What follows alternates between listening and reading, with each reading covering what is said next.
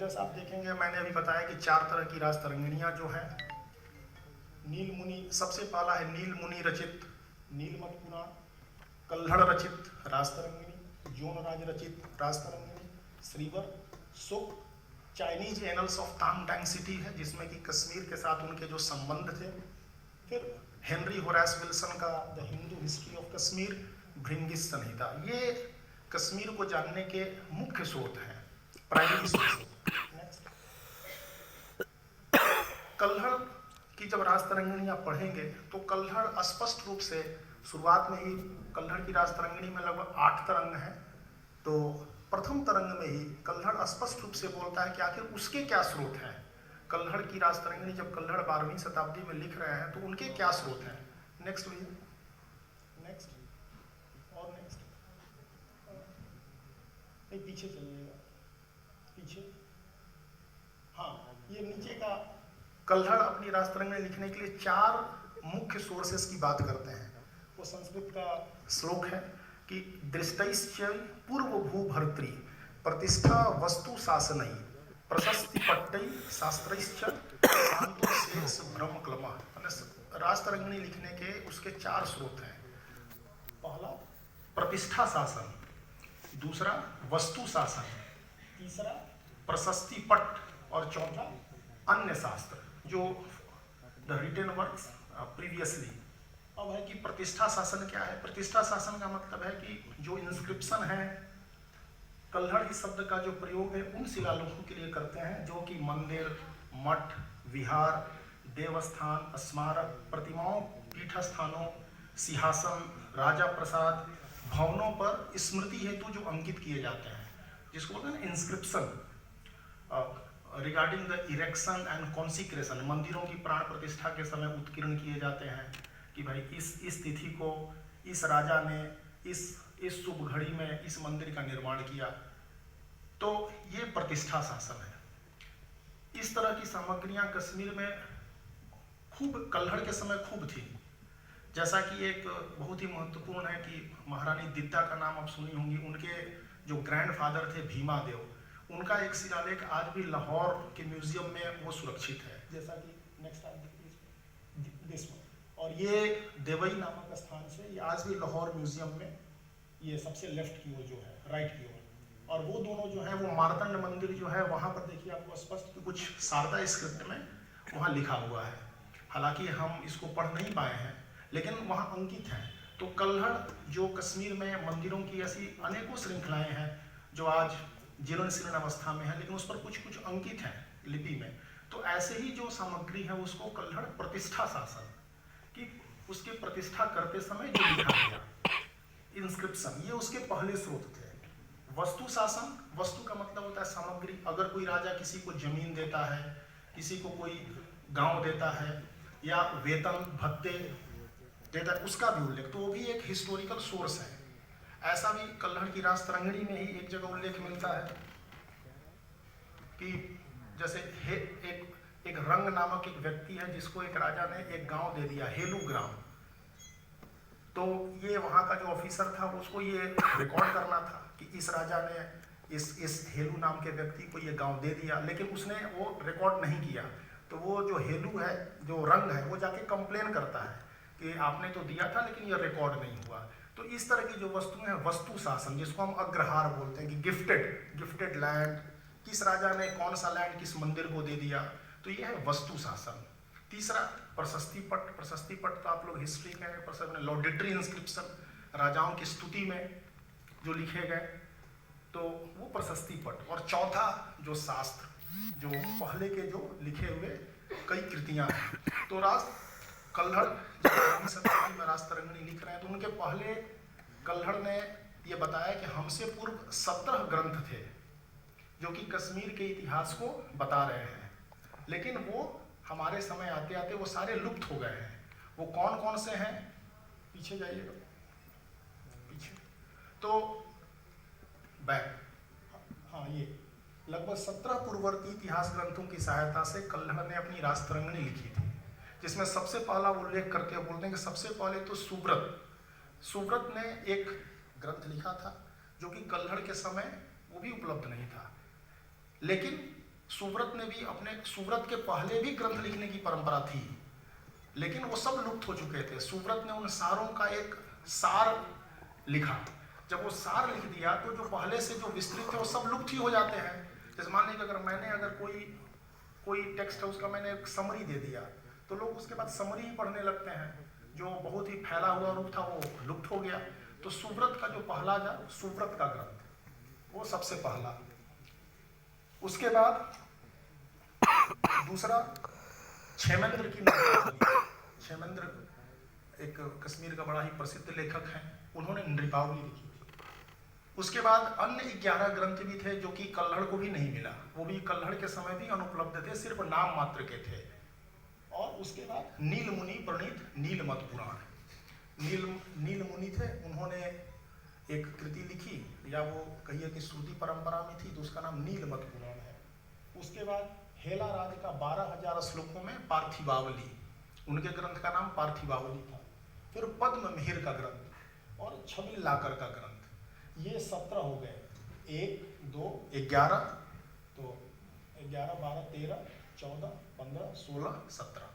तो ये कल्हड़ से पहले 17 ग्रंथ थे जिनकी सहायता लेते हुए कल्हड़ ने अपनी राजतरंगिणी की रचना की 12वीं शताब्दी में।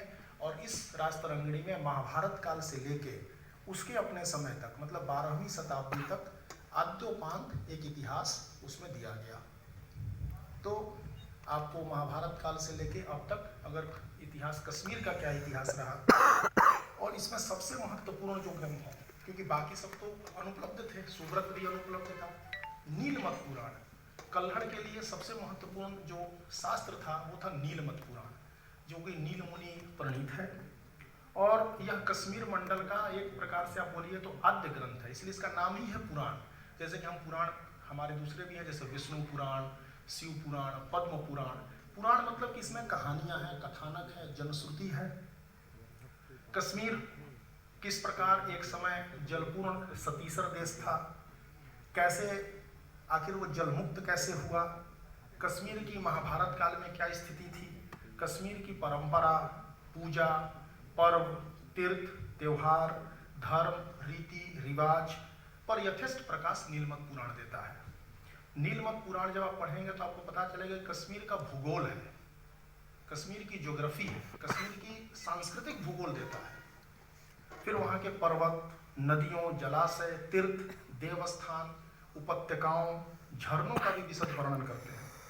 कश्मीर की परंपरा, इतिहास, धर्म, आचार, विचार, मत, कर्मकांड, पूजा पाठ, रहन सहन का सजीव चित्रण नीलमत पुराण पढ़ने से हमारे समक्ष उपस्थित होता है।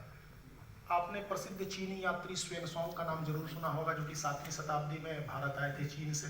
उन्होंने भी जब कश्मीर का जब विजिट किया तो उन्होंने जो अपने मेमोयर में जो कहानियां दी हैं कश्मीर के बारे में, वो सारी कहानियां नीलमत पुराण में भी मिलता है। इसका मतलब है कि वो भी उस समय 7वीं शताब्दी के आसपास नीलमत पुराण प्रसिद्ध था कश्मीर में। क्योंकि नीलमत पुराण कब लिखा गया, ये नील मुनि के द्वारा संग्रहित है, ओरल ट्रेडिशन में था, लेकिन इसका मतलब कि कम से कम 7वीं शताब्दी से तो पहले था ही। फिर कल्हड़ के लिए कैसे ये सोर्स ग्रंथ था, तो कल्हड़ जब शुरू करते हैं महाभारत काल से, तो उनके पास तो कोई राजाओं की सूची थी नहीं, तो कितने राजाओं के नाम तो लुप्त हो चुके थे, वो जानते ही नहीं थे। नीलमत पुराण की सहायता से उन्होंने कई राजाओं का विवरण वहां से उन्होंने प्राप्त किया। जैसे सबसे पहले वो शुरू ही करते हैं गोनंद से, गोनंद, और गोनंद नाम का एक दूसरा राजा भी था, इसलिए इसको बोलते हैं गोनंद प्रथम, जैसा कि परंपरा है, प्रथम द्वितीय लिखते हैं लोग। तो गोनंद प्रथम से उसका जो पुत्र था वो दामोदर, ये दूसरा राजा था। उसके बाद उसकी पत्नी बनी थी यशोवती, उसके बाद उसका लड़का था, उसका भी नाम गोनंद ही था, तो गोनंद द्वितीय। तो ये जो 4 राजा थे, ये नीलमत पुराण से उन्होंने वहां से लिया।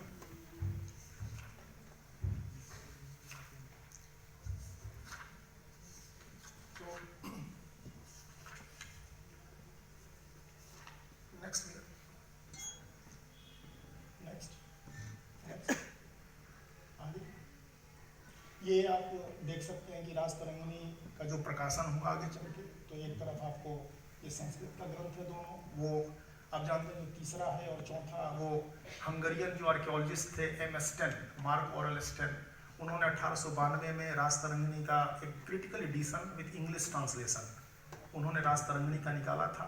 और रासतरंगिणी बहुत ही महत्वपूर्ण ग्रंथ है जैसा कि मैंने बताया। तो रासतरंगिणी जो ग्रंथ था जब ये लिखा गया स्टेन के समय, तो इसकी भी अपनी एक कहानी है कि आखिर वो कैसे मैंने मैन्युस्क्रिप्ट के रूप में था, पांडुलिपि के रूप में, कैसे वो ग्रंथ के रूप में वो पब्लिश हुआ। तो ये बड़ी इंटरेस्टिंग कहानी है। और स्टेन अपने इस रासतरंगिणी के फर्स्ट वॉल्यूम के इंट्रोडक्शन में वो सारा कि कैसे आखिर वो रासतरंगिणी रिट्रीव कैसे किए। नेक्स्ट, तो जैसे ये है, आप देखेंगे कि Mohan Marg north east of Srinagar where Stein started to write Rajatarangini. जब स्टेन की आप उसकी बायोग्राफी पढ़ेंगे तो यहीं पर वो बैठ के इसी टेबल पर आप देखें, और वो उसका कुत्ता है जिसका नाम डैश था। तो जब वो आर्कियोलॉजी भी यहाँ विजिट करते थे तो यही स्थान था जहाँ वो कंटिन्यूस रासतरंगिणी को वो एडिट किए। नेक्स्ट, ये जून राज की जो द्वितीय रासतरंगिणी है, उधर वो श्रीवर की रासतरंगिणी है। चौथा मैंने बताया कि सूत की रासतरंगिणी जो 4 रासतरंगिणी थी। नेक्स्ट, ये नीलमत पुराण है। नीलमत पुराण के भी 2 हमारे पास अच्छे संस्करण हैं। एक वेद कुमारी घई जी जिन्होंने इंग्लिश अनुवाद भी किया है, और एक ये मोतीलाल बनारसी दास से 1924 में पब्लिश हुआ था। ये जस्ट एक आपके पास एक विजुअल के रूप में, ताकि कैसे एक कॉन्सेप्ट की तरह। नेक्स्ट, ये कैसे रासतरंगिणी का मैन्युस्क्रिप्ट कैसे स्टेन को मिला था, तो उसकी पूरी कहानी है कि 1823 में कैसे यूरोप से एक मूर क्राफ्ट नामक व्यक्ति आया, फिर उसने कश्मीर अपना घूमा, और वहाँ से उसको सबसे पहले एक ओल्ड शारदा लिपि का उसको मैन्युस्क्रिप्ट मिला, जो कि सबसे प्रारूप था, क्योंकि उसी को बेस करके फिर कई सारी पांडुलिपियाँ बनी थी, जेरोक्स कॉपी। फिर 1825 में विल्सन को भी 3 और मैन्युस्क्रिप्ट मिला, उसके आधार पर उसने उसका एब्स्ट्रैक्ट लिखा कि रासतरंगिणी का कंटेंट क्या था। फिर 1835 में, और फाइनली ऐसे करते करते सबसे इम्पोर्टेंट और कश्मीर के सांस्कृतिक इतिहास को सामने लाने के लिए कश्मीर के जो महाराजा थे, महाराजा रणवीर सिंह और उनके पुत्र महाराजा प्रताप सिंह, ये वही समय था जब 1875 में उसी समय ब्यूलर जब कश्मीर का सबसे फेमस टूर है डिटेल एक, और उनका एक वो पब्लिश किया tour report, detailed tour visit, और ब्यूलर कैसे वो कश्मीर जाते हैं, और फिर उन्होंने पूरे कश्मीर की संस्कृति को अपने उस टूर में उस समय बताया कि उन्होंने जब वो कश्मीर गए तो उन्होंने वहाँ क्या क्या पाया। और लगभग वो 838 मैन्युस्क्रिप्ट, 838 पांडुलिपियाँ, जो कि भारतीय ज्ञान परंपरा की वन ऑफ द रेयर और प्रीसियस जो इंटेलेक्चुअल टेक्स्ट थे, उन्होंने उसको रिट्रीव किया। और वहाँ से वो सबसे पहले तो बॉम्बे आया, बॉम्बे के एलिफिस्टन कॉलेज में, जब नाम आप सुने होंगे बॉम्बे का जो एलिफिस्टन कॉलेज था, लेकिन बॉम्बे का जो क्लाइमेट होता है वो पांडुलिपियों की प्रिजर्वेशन के लिए ठीक नहीं होता है, तो बाद में उसको डेक्कन कॉलेज में शिफ्ट किया गया, और डेक्कन से आज वो भंडारकर ओरिएंटल रिसर्च इंस्टीट्यूट, क्योंकि डेक्कन कॉलेज से वो ट्रांसफर हो गया। तो ब्यूलर ने जो 838 मैन्युस्क्रिप्ट की खोज की थी 1875 में, वो आज के डेट में बोरी पुणे में एज ए कस्टडियन वहाँ पर है। और वो जो डिटेल्ड रिपोर्ट है 1885 में वो पब्लिश हुआ था, उसमें पूरा वो एक सेक्शन में पांडुलिपियों का वर्णन है, नाम, उसमें कितने फोलियो हैं, उसका राइटर कौन है, पूरा है, स्टेटस क्या है, कौन सा स्क्रिप्ट है, और पार्ट 1 में कश्मीर के बारे में है। तो अगर कश्मीर की सांस्कृतिक पृष्ठभूमि जानना है तो ब्यूलर का डिटेल्ड जो रिपोर्ट 1875 का भी बड़ा महत्वपूर्ण सोर्स बन जाता है। नेक्स्ट,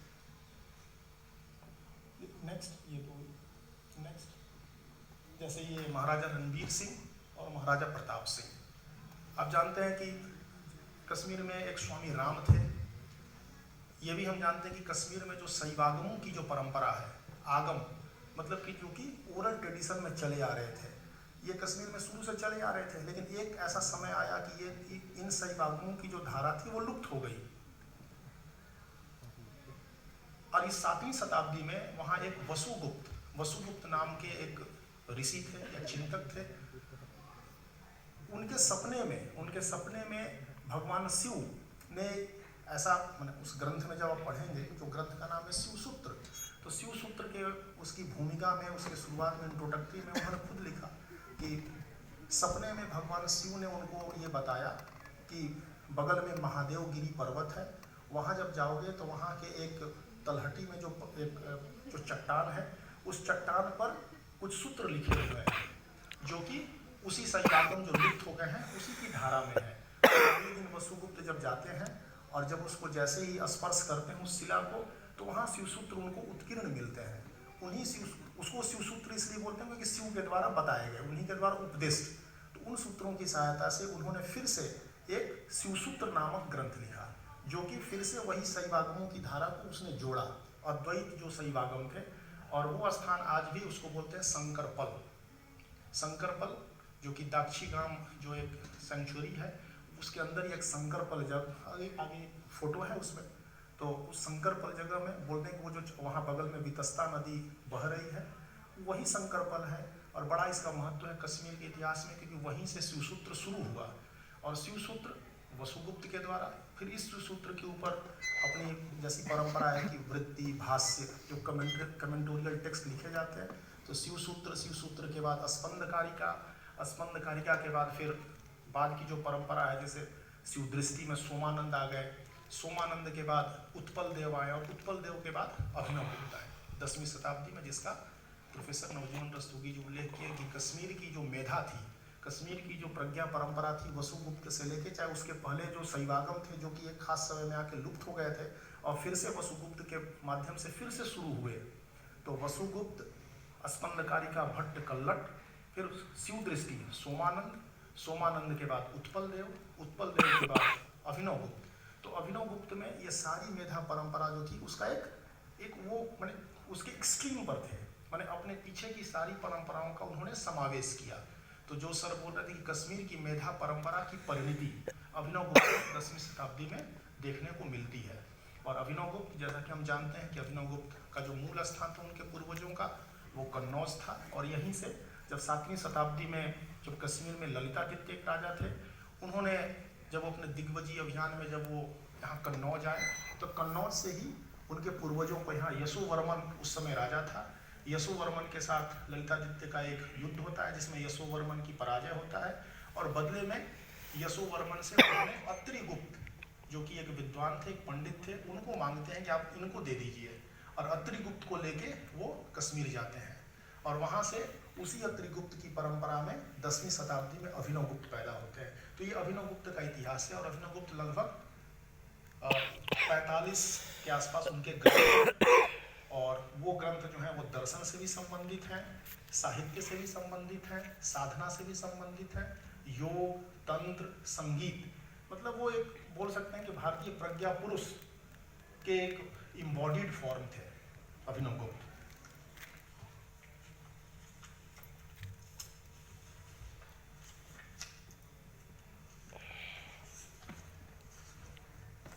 जब मैंने अभी जैसा उल्लेख किया कि ब्यूलर का जो 1875 का जो उनका जो टूर रिपोर्ट है बड़ा महत्वपूर्ण है, तो मैं बस कुछ कि वो आखिर ब्यूलर ने उस समय कश्मीर में क्या देखा था, उससे आपको ये पता चल पाएगा कि आखिर 1875 में, मतलब 19वीं शताब्दी में कश्मीर कैसा था, कश्मीर की सांस्कृतिक पृष्ठभूमि क्या थी।